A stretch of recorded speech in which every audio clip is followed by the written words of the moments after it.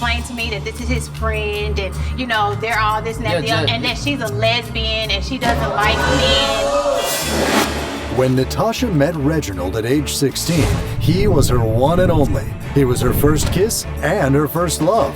And the first time they had sex, she got pregnant with their first child.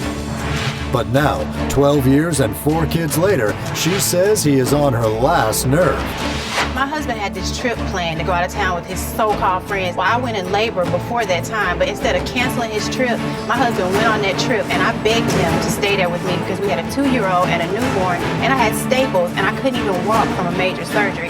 Our computer's there on the bed. Click on the messages, some sexual position or what have you.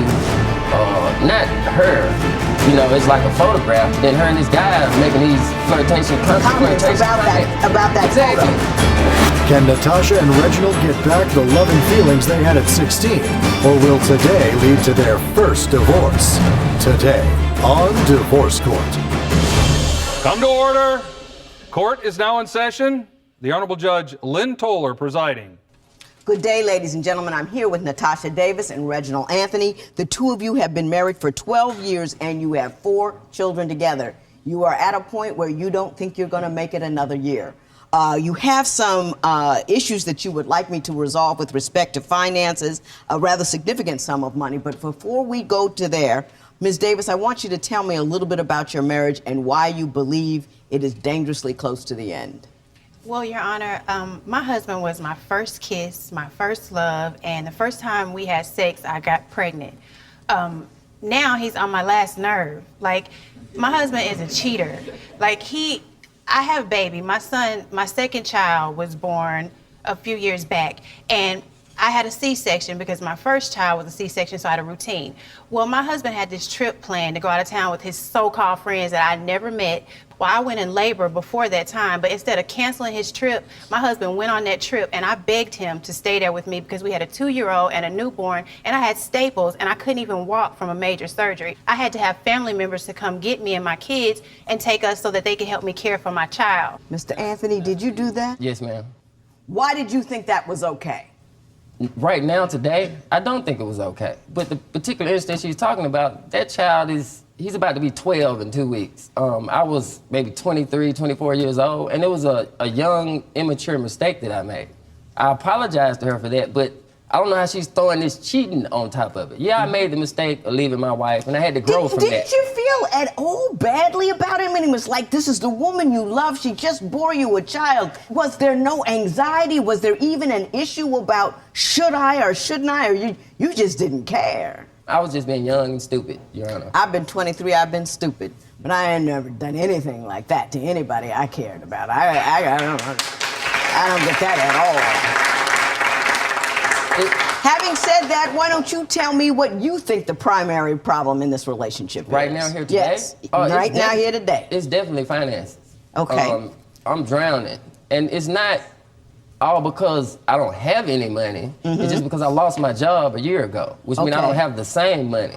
When I tried to start up I did start my own business, but I only been making enough money for ends meet.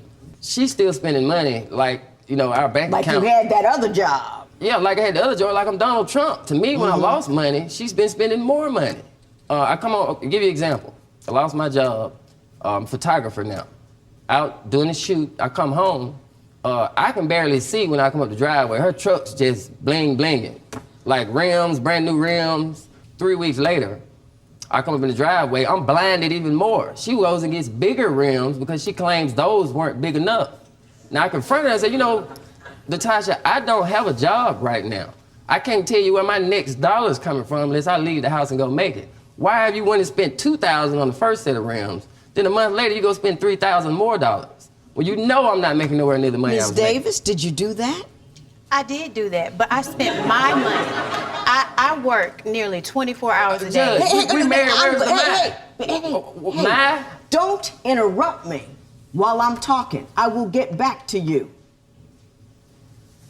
Ms. Davis, you have a job. Right, I have a job, but we also have a business that he's talking about being a photographer. I am the business. I book all the clients, I book the shoots, I do the editing. Does that justify you spending all your money on nonsense? And rims are nonsense. Well, rims are nonsense. You're right. But I didn't buy the rims without paying the light bill and making sure the bills are paid and the kids are taken care of. Everything is taken care of. It's just if I want to go out and do something nice for myself, then I felt like I should be able to. That's illogical, and I'll tell you why. I mean, if you want to do something nice, you just go get a pedicure. Money is not for soothing your emotions. It's for taking care of your business. If your kids get sick, if the business goes under, if something happens, you have to have money there. But if he wasn't playing PlayStation all day long, we wouldn't even be having this Even if conversation he's about acting a money. stone cold fool, the fact that he's not bringing in any money does not make you spending on money that you don't have make any sense. Don't make any sense at all. Mr. Anthony, how often do you play video games? Every day. It's not every day. It could be every other day. It's something me and my sons do together. Or me and my kids, actually, because me and my daughter play also. And when you play video games, how long do you play the video games? It's not every day. But when you do get there, how long do you stay there? 2-3 hours. 2-3 hours. That's a lot of video games, don't you think? Maybe. Your Honor, he is up. He's talking about playing with the kids. It's 2 or 3, 4 o'clock in the morning, and he's sitting up playing the video games when he needs to be asleep so he can get up and find him a job in the morning. That's my time to clear my head, Your Honor. I cook, I clean, I cut grass, I drop up and pick off from school. I go out and make money. I'm busy all throughout the day. Okay? At the end of the day, if I need some quiet time and I sit down and play video games, I don't understand what the problem should be. When divorce court continues, did Reginald betray Natasha with another woman?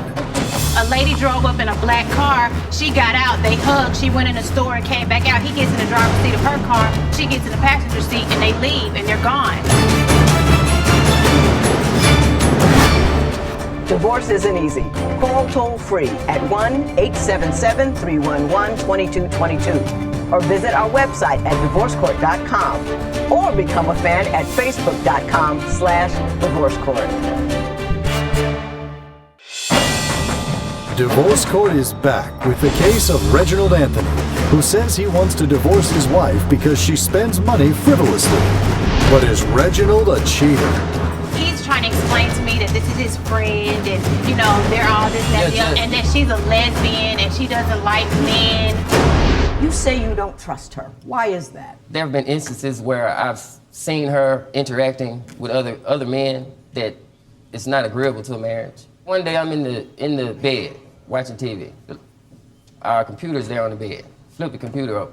It's still up on her Facebook page. Click on her messages. Some sexual position or what have you. Not her. It's like a photograph, but then her and this guy are making these comments about that exactly, photo. which I thought was disrespectful to me. The picture was on a social networking site, and I have a lot of friends on the site, and so These they were make inbox comments. Hang on. This particular person was a friend of mine and made a comment about the picture. Well, we were just joking back and forth about the picture, but I never said like I wanted to be with him or it was a joke about a sexual position on How a am I picture. supposed to know? How am I supposed to know? Yeah, here's my rule on that one.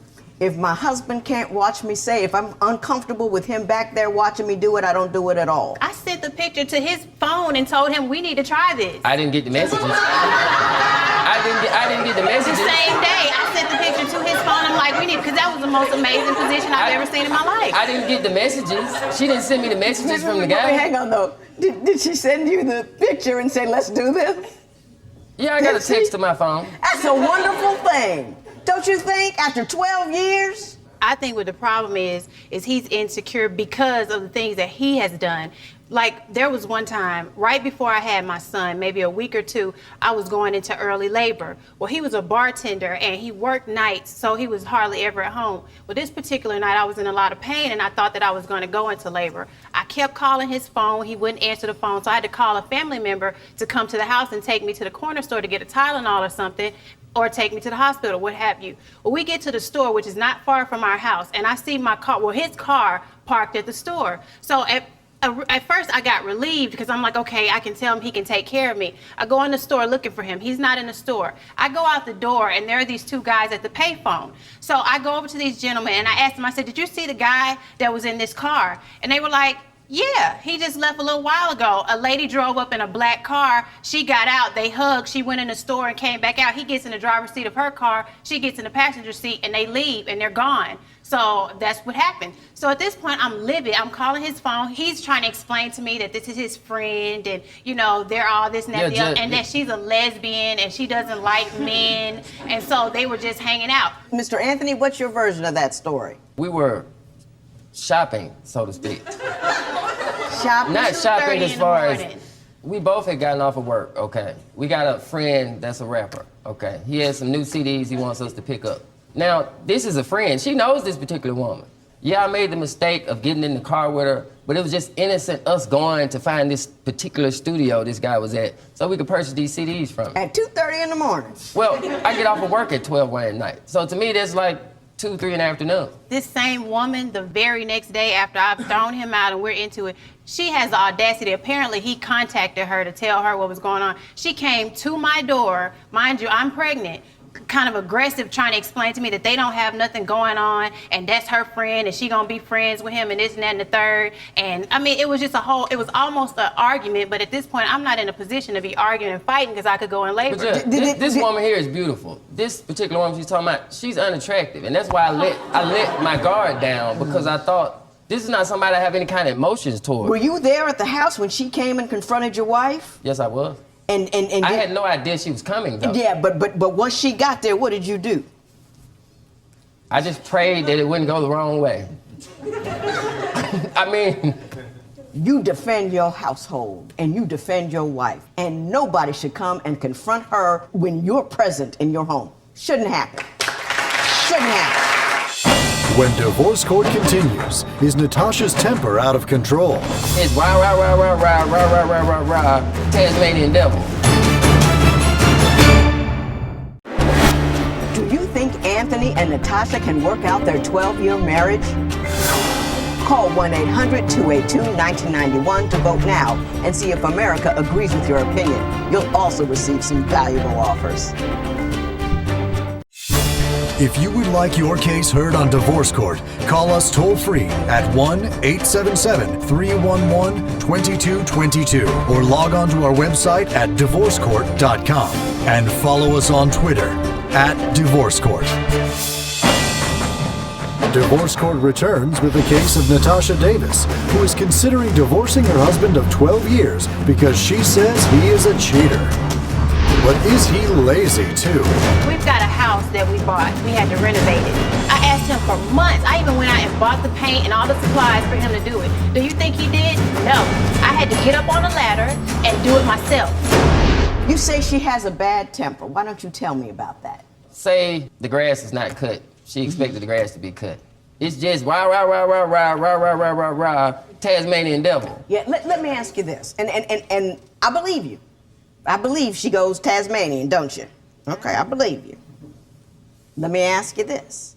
Do you have a history of not getting done what you need to get done?